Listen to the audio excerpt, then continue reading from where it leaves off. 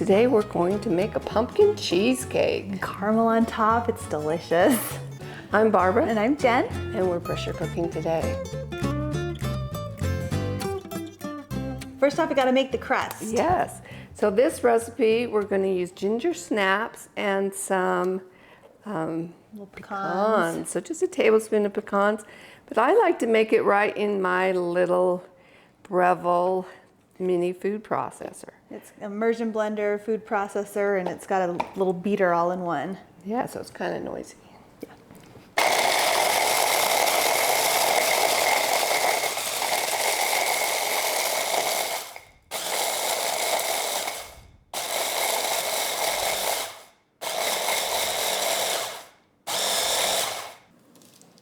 Okay, so that made easy work of that.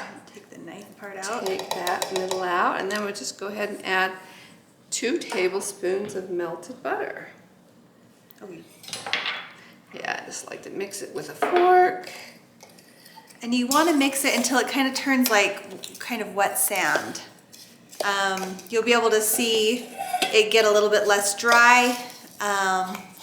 See the butter kind of like incorporating with it.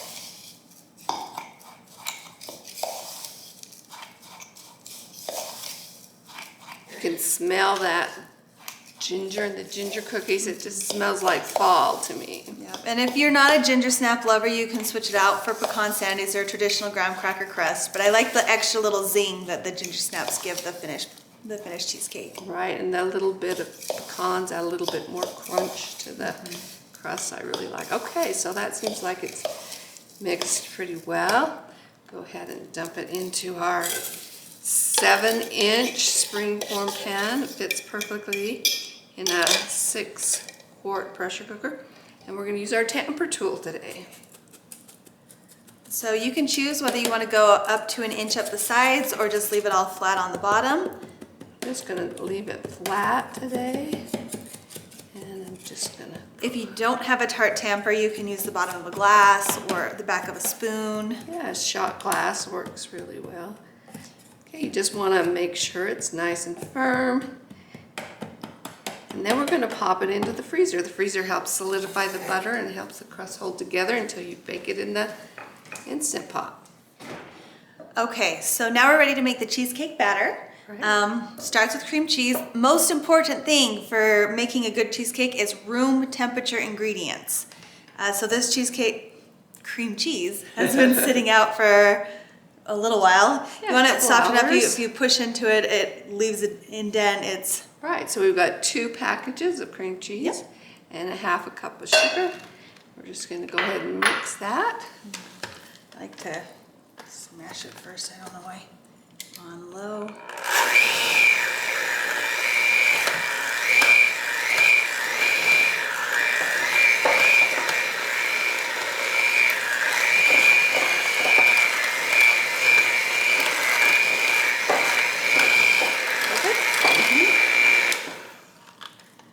So we've got the cream cheese and the sugar well incorporated. You want to be real careful not to overmix your cheesecake batter. Right, so do you see, since our cheesecake was soft, that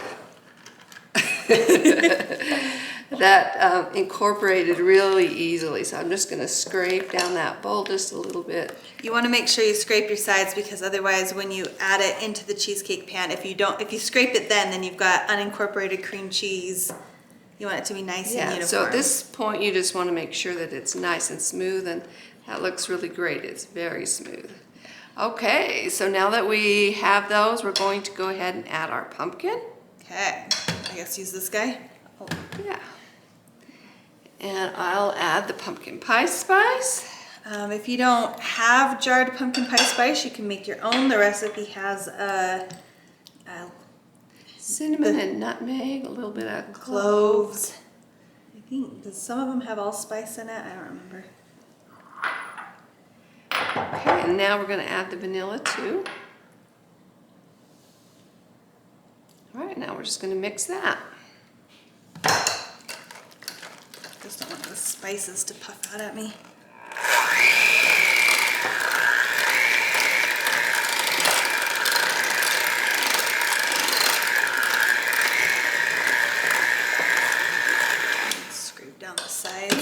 scrape down the bowl.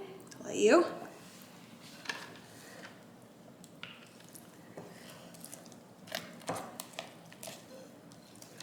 And we're using our hand mixer here because when we use our stand mixer for cheesecake, it often beats too much air in the cheesecake, even when we're being really careful.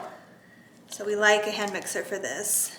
Okay. Does that look about right? Yeah, so let's go ahead and add eggs one at a time. So one of our tricks is we'll crack the egg and you just kind of lean it over until one of the yolks goes with it. And Perfect. that's about an egg.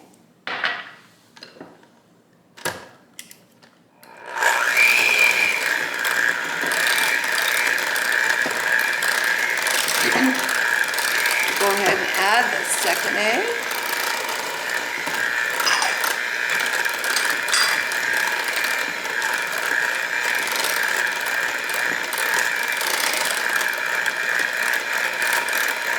Look about right. That looks good. I'll get that top stuff in there. And we're good with these now. I can go. Yeah, go ahead and get rid of them. That looks really nicely blended and ready to pour on top of our crust. Okay.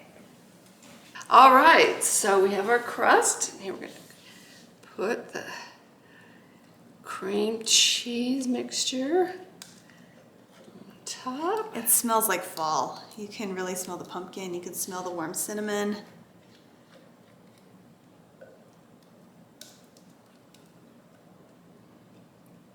Okay, I'll give that to you. And then you just want to shake it a little bit to even out that top. If you were a real perfectionist, you could sit and you could like give it a nice Tap it to get rid of some of stir and those wrap on the countertop. bubbles. Okay, I'll give that to you. Now we're going to put it on this OXO sling. Just like that. We've got a cup of water that we're going to put in our Instant Pot. Always put the water in before you put the cheesecake in. Just lift that up. Slip it right down in. So this is the OXO trivet and sling combination. If you don't have something like that, you'll want to put your low trivet that came with your pressure cooker in the bottom of your pot before you put the cheesecake pan in. And then you'll take a sling. You can make one out of aluminum foil about yay long and fold it in so it's a nice steady support for underneath your springform pan. Center the pan on that. Use a little foil to lower it down, and then make sure that if we were to leave it like this, it would interfere with the closing of the lid, and that would be a big problem for cooking the cheesecake. The OXO sling is really nice. It just kind of clips itself out of the way. If you're using a foil sling, you want to just tuck the edges of the foil along the side. All right, so go ahead and put the lid on. This has a pressure cooking time of 5 minutes. 15 minutes. 15 minutes. We're gonna choose pressure cook, and we're gonna cook it on custom and high pressure, and then we'll adjust it down to 15 minutes and press start. So it won't take too long for that cup of water to come to a boil, and then it'll be the 15 minutes after that. Once the pressure is reached and your float valve is up, that's when it starts counting down the 15 minutes. And then you'll want to do a 10-minute natural release, so just relax, let it be for 10 minutes, and then you can release any remaining pressure at that time. So we'll see you then. Okay, we've released the pressure. Yep, I'll just take the lid off. Shake. And there's a little bit of water that collected on top, so we'll just use the corner of a paper towel right here to, yes, you got. There you go. We'll go ahead and lift it out. Set it right there and go ahead and get rid of the pressure cooker. Move it out of the way. Okay. We talked about a little bit earlier, sometimes the rim gets a little bit of water, so we just go ahead and wipe that up. And because this is the Nordic Ware springform pan that we like, generally water doesn't get inside that seam. Right, just in that rim outside of it. Okay, looks great. It has a little bit of jiggle to the middle. If you wanted, you could check it and see if it was at 140 degrees Fahrenheit. we're gonna just go ahead and think that's great. We like it, this particular pumpkin cheesecake a little bit softer. So that's nice. And You want to cool it down to room temperature. Yes, we usually just put it on a regular cooling rack or on top of our stove. And then once it has cooled down, you can go ahead and Cover it and refrigerate it for 4 hours or overnight. I like it. Overnight makes a really big difference. So if you can do it overnight, I highly encourage that. So we're going to go ahead and set this aside, and then I have one that I made last night that we'll go ahead and plate it up for you.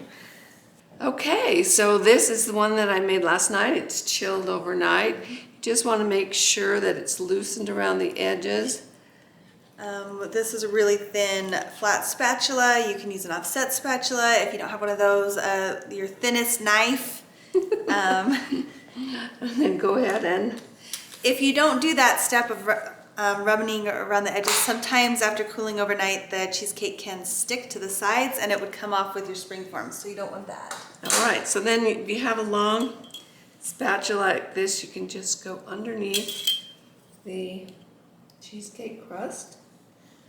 And if you don't have a long spatula, because I didn't for years until Mom was like, Jen, I can't do this at your house. You can use, again, like your thinnest knife, or even like a piece of non-flavored floss or like twine to just go and loosen it from the pan. Yeah. But this is really useful because it can kind of help slide the cheesecake on the serving dish. There you go. Okay, that looks great. Now we're going to make a caramel sauce. So I just have 14 craft caramels that I unwrapped. We're going to add 2 tablespoons of milk, and we're just going to microwave it until it's On melted. 50% power? Yeah. Or if you wanted, you can buy... This is what I use. It's not sponsored, but this is a Ghirardelli caramel sauce, so it already has the texture of what this will have without having to buy and unwrap caramels. You can just keep this in your fridge. It's lovely. Mm-hmm. Okay, so we heated up these caramels. Now we're just incorporating the milk. It takes just a little minute for it to be all the way even throughout. You can see it's kind of more liquidy on top, and it'll stay that way until everything's nicely mixed. And then at this point you can choose. It's easier to top individual slices, but it's so much prettier to decorate the cake beforehand. Right, it's harder to cut when you have toppings on it. And keep it still looking pretty. But this one is a showstopper. If you've got somewhere to be this fall, it looks so pretty when it's all decorated. And a lot of people like to make this cheesecake and serve it instead of pumpkin pie. Yes, for Thanksgiving. You still get that delightful pumpkin-y flavor, but it's a new kind of a new twist.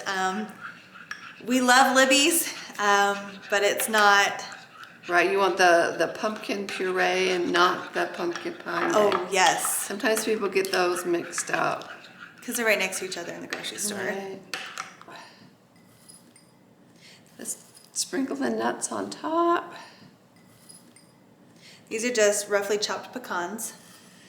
And I like that it's a really nice crunch and contrast between the crunch and the soft cheesecake. There we go, okay.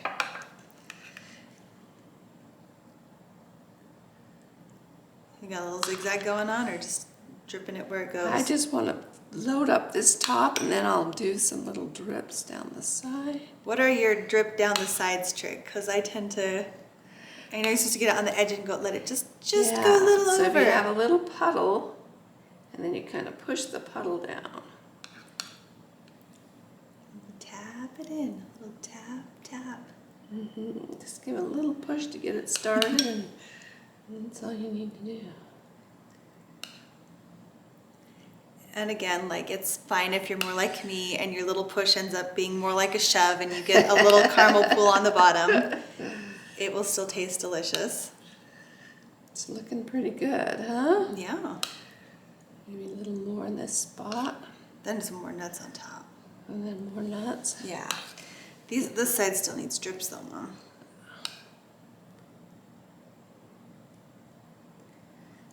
And this is really pretty, and this is why you need to make the caramel sauce with the actual caramels. I usually will cut it into the slices and put some on every kid's plate, and then the ones who don't want nuts will not have nuts. All right, that's all there is to it. I hope you guys will give it a try. It is a perfect fall dessert. If you have questions, comments, concerns, rave reviews, let us know in the comments. We'd love to hear from you. And be sure and like and subscribe. Thanks so much for watching.